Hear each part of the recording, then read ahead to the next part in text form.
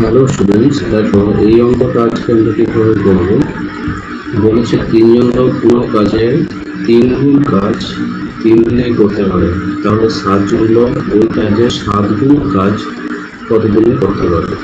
বৃহৎ রাশির নিয়ম যে পদ্ধতি আছে সেই পদ্ধতির সাহায্যে আমাদের খুব সহজেই করতে পারবো। সেটা হচ্ছে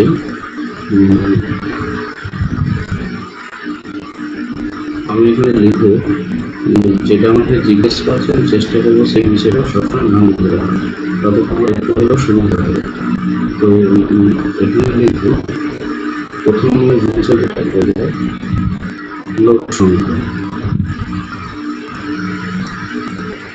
তারপরে আমি বিষয় করবো কার্যের পরিমাণ,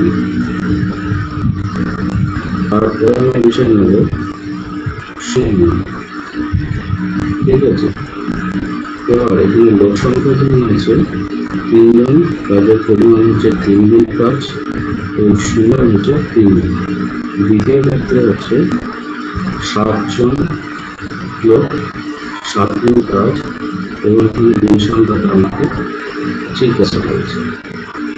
আচ্ছা, এক্ষেত্রে আমি যখন লোক সংখ্যা এবং সময় করবো, লোক সংখ্যা এবং সময়ের মধ্যে আমাদের কি জন্য সরল সম্পর্ক না ব্যস্ত সম্পর্ক করতে হবে। কারণ লোক সংখ্যা বাড়লে সময় কমে যায় এবং লোক সংখ্যা কমলে সময় বেড়ে যায়। এক্ষেত্রে লোক সংখ্যা এবং সময়, লোক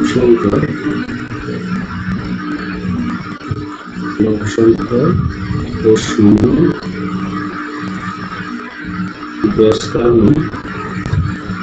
পাতে এবং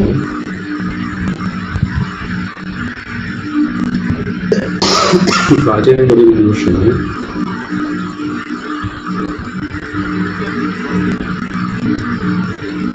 কাজের পরিমাণ কাজের পরিমাণ ও সময় সরল সম্পর্কে করবো, যা সমানুপাতে পরিবর্তিত হবে, সমানুপাতে পরিবর্তিত হয়। সুতরাং আমি এখানে একবারে করতে পারি, সেটা হচ্ছে নির্ণয় সময়। নির্ণয় সময় আমি কি করতে পারি, দেখো এখানে বলেছে লোক সংখ্যা 3জন হলে সময় লাগবে 3 বার। এক্ষেত্রে যে ব্যস্তায়ন সম্পর্ক রয়েছে, অর্থাৎ এটাকে আমি 3/7 লিখবো, এটাকে উল্টাবে না, কিন্তু যেগুলো সমানুপাতে বা সরল সংখ্যা থাকবে সেগুলো সবসময় উল্টিয়ে বসাবে। কাজের পরিমাণ যদি বাড়ানো হয় সময় বাড়াতে হবে, কাজের পরিমাণ যদি কমানো হয় সময় কমাতে হবে।